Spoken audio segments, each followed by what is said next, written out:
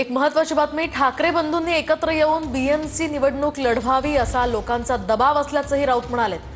तर बीएमसी सह सर्व पालिका ठाकरे बंधूंनी एकत्र लढवाव्या असा लोकांनी दबाव टाकलाय। तर आम्ही महाविकास आघाडीमध्ये आहेत, अजून कुणीही बाहेर पडलेलं नाही असंही वक्तव्य संजय राऊतांनी केलं।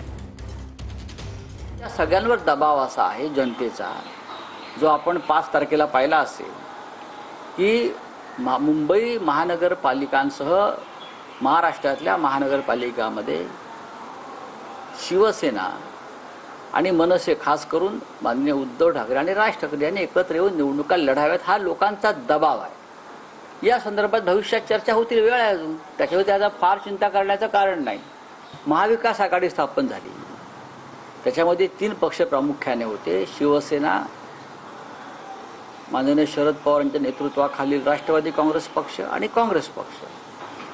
ही महाराष्ट्र विधानसभेसाठी निर्माण झालेली एक आघाडी होती। आम्ही निवडणुका लढलो, आजही महाविकास आघाडी आहे।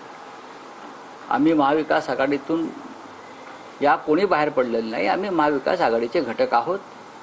आजही महाविकास आघाडी संदर्भातले निर्णय एकत्रित घेतले जातात।